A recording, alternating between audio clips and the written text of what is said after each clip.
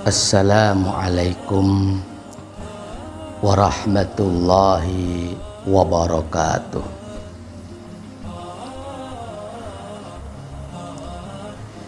Bismillahirrahmanirrahim. Alhamdulillahi rabbil alamin. Wa bihi nasta'inu ala umurid dunya waddin. Wassalatu wassalamu ala asrafil anbiya'i wal mursalin Sayyidina wa habibina wa maulana Muhammadin wa ala alihi wa sahbihi ajma'in, amma ba'du. Saudaraku yang dirahmati oleh Allah Subhanahu wa ta'ala, salah satu amal kebaikan yang diperintahkan oleh Allah Subhanahu wa ta'ala yaitu berzikir atau mengingat Allah Subhanahu wa ta'ala. Tentu telah sama-sama kita maklumi bahwa zikir adalah merupakan sebuah amal kebaikan, dan di situ tentu banyak sekali hikmah, fadilah dan manfaat yang diberikan oleh Allah Subhanahu wa ta'ala kepada siapapun yang mau melakukannya. Salah satu di antara manfaat zikir adalah di samping mendapatkan pahala dari Allah Subhanahu wa ta'ala, zikir itu sendiri bisa menenangkan hati kita manakala hati kita sedang risau, sedang galau, sedang sedih, sedang prihatin. Maka obat paling utamanya adalah zikrullah, yaitu menyebut dan mengingat Allah Subhanahu wa ta'ala.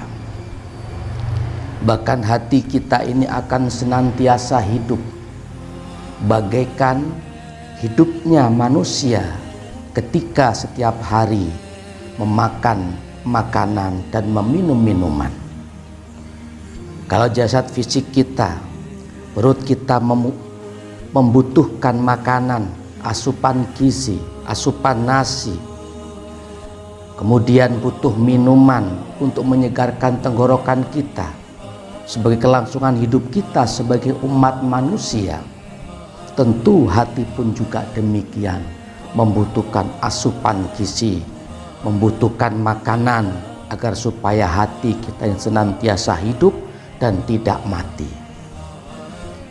Hidup di sini atau mati di sini bukan berarti kandungan atau hati kita yang berbentuk warnanya merah itu mati, membusuk, kemudian dimakan belatung. Bukan itu.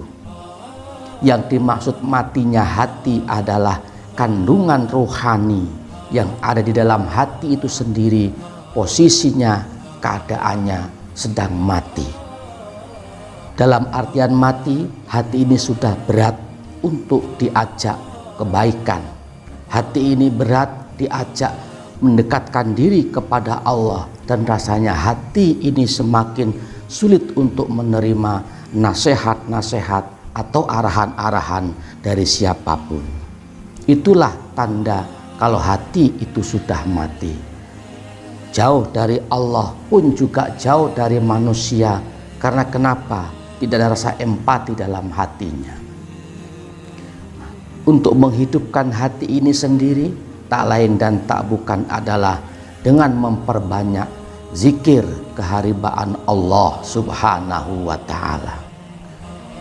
Setelah hati kita hidup dengan zikir kepada Allah, maka insya Allah ketenangan, kedamaian dalam hati kita masing-masing akan kita dapatkan.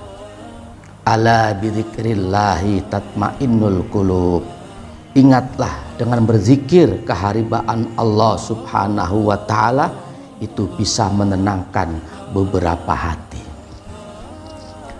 Saudaraku yang dirahmati oleh Allah Subhanahu wa ta'ala, tentu kita sebagai umat manusia tak lepas pula dari yang namanya sebuah kesedihan dan keprihatinan, kegalauan dan kerisauan yang terkadang kita pun juga sulit untuk mengobatinya. Maka di situ obatnya, perbanyaklah zikir keharibaan Allah Subhanahu wa ta'ala. Insya Allah, dengan memperbanyak zikir kepada Allah, bisa dengan membaca istighfar, bisa dengan membaca tasbih, istighfar astaghfirullahaladzim, tasbih subhanallah, dan membaca tahmid alhamdulillah, membaca takbir Allahu akbar, tahlil la ilaha illallah, dan lain-lain sebagainya. Insya Allah dengan kita memperbanyak zikir-zikir tersebut, hati yang risau, hati yang galau akan diganti dengan sebuah ketenangan oleh Allah, dan hati yang mati akan dihidupkan oleh Allah Subhanahu wa ta'ala. Saudaraku yang dirahmati oleh Allah Subhanahu wa ta'ala, dalam hal ini junjungan kita Rasulullah Shallallahu Alaihi Wasallam bersabda akan hikmah sebagian kecil, akan hikmah daripada zikir itu sendiri. Apa maksud sebagian kecil di sini? Artinya begitu sangat banyak sekali hikmah fadilah zikir. Namun di sini Al-Fakir hanya akan menjelaskan beberapa hal saja. Salah satu di antaranya, mari sama-sama kita kaji. Bismillahirrahmanirrahim. Qala Rasulullah sallallahu alaihi wasallam, dzikrullahi alamul imani wa bara'atum minan nifaqi wa hisnun minasyaitani wa hirzun minan nirani. Qala bersabda Rasulullah sallallahu alaihi wasallam, zikrullahi, zikir kepada Allah, alamul imani, itu menjadi bendera keimanan, wa bara'atun minan nifaqi, dan membebaskan dari sifat munafik, wa hisnun, dan menjadi benteng minasyaitani, dari godaan setan, wa hirsun, dan juga menjadi penghalang minan nirani, dari api neraka. Di sini junjungan kita Rasulullah Shallallahu Alaihi Wasallam bersabda bahwasannya zikir itu adalah merupakan bendera keimanan, dan juga zikir itu sendiri bisa menyebabkan orang terbebas daripada sifat munafik. Dan salah satu di antara hikmahnya ialah zikir itu bisa menjaga diri kita dari godaan setan yang terkutuk, dan kelak di hari kiamat akan menjadi penghalang diri kita dari kobaran nerakanya Allah Subhanahu wa ta'ala. Na'udzubillah tsumma na'udzubillah min dzalik. Maksudnya apa? Zikir itu sebagai bendera iman.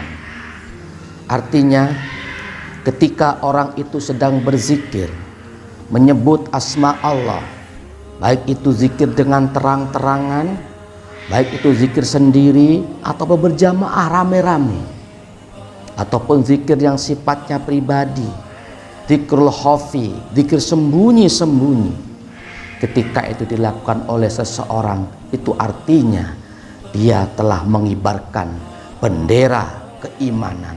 Dia telah mengibarkan bendera bahwa ini adalah salah satu syiar bagi orang-orang yang beriman kepada Allah Subhanahu wa ta'ala. Di samping itu pula, manusia itu terkadang atau mungkin banyak yang memiliki sifat-sifat munafik, sifat yang dibenci oleh Allah, sifat yang dibenci oleh Rasulullah Shallallahu Alaihi Wasallam pun juga dibenci oleh umat manusia pada umumnya, yaitu sifat munafik. Dan ini cara menghilangkannya pun tak lain dan tak bukan Rasulullah SAW memberikan rumus, yaitu memperbanyak zikir keharibaan Allah Subhanahu wa ta'ala. Siapakah orang munafik itu? Orang munafik itu cirinya manakala ia berbicara, dia bohong. Manakala ia berjanji, ia mengingkari. Manakala ia dipercaya, ia mengkhianati. Sifat-sifat tercela itu akan bisa menghantarkan pemiliknya ke jurang kenistaan, nerakanya Allah Subhanahu wa ta'ala. Saudaraku yang dirahmati oleh Allah Subhanahu wa ta'ala, maka dengan memperbanyak zikir keharibaan Allah, sedikit demi sedikit insya Allah sifat munafik itu akan dihapus, dihilangkan oleh Allah Subhanahu wa ta'ala di dalam hatinya. Kemudian di samping zikir itu bisa menghilangkan sifat munafik dalam diri kita masing-masing, ternyata zikir itu sendiri bisa menjaga kita daripada godaan setan yang terkutuk. Sebab setan itu selalu menggoda diri kita umat manusia untuk dijelumuskan ke dalam jurang kenistaan dengan berbagai macam cara, dengan berbagai macam daya rekayasa, supaya umat manusia ini tergelincir jauh dari Allah Subhanahu wa ta'ala dan mengikuti jejak langkahnya menuju jalan kenistaan. Akan tetapi ada satu kelemahan bagi iblis alaihi laknat ini. Setan adalah musuh kita yang nyata. Nyata-nyata iblis itu musuh kita. Akan tetapi kita tidak pernah tahu, kita tidak bisa melihat di mana dan seperti apa keberadaan iblis itu sendiri. Sedangkan dia, iblis, mampu melihat kita. Setan bisa melihat kita. Maka salah satu supaya iblis itu menghindar dari kita, kita pun dibentengi oleh Allah Subhanahu wa ta'ala, caranya tak lain dan tak bukan, yaitu dengan memperbanyak zikir keharibaan Allah Subhanahu wa ta'ala. Ketika kita berbanyak zikir keharibaan Allah, maka ketika itu kita dilindungi oleh Allah daripada godaan setan yang terkutuk. Kemudian yang terakhir yaitu wahirzun minan nirani. Zikir ini bisa menyebabkan orang yang melakukannya yaitu dihindarkan atau dibentengi dari kobaran nerakanya Allah Subhanahu wa ta'ala.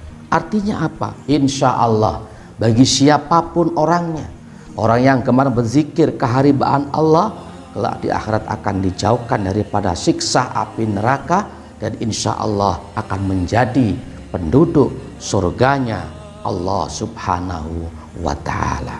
Amin amin ya rabbal alamin. Saudaraku yang dirahmati oleh Allah, sedikit yang Al-Fakir dapat sampaikan perihal tentang zikir ini. Mudah-mudahan dapat dimengerti dan dipahami, dan mudah-mudahan kita semuanya mendapatkan hidayah, taufik, ma'unah dari Allah Subhanahu wa ta'ala, hingga kita mampu melaksanakan zikir dalam aktivitas kehidupan kita sehari-hari, hingga kita menjadi orang yang selamat fitini wa dunya hatal akhirah. Amin amin ya rabbal alamin. Terima kasih atas perhatiannya. Mohon maaf apabila ada salah dan kurangnya. Hadanallah wa iyyakum ajmain. Assalamualaikum warahmatullahi wabarakatuh.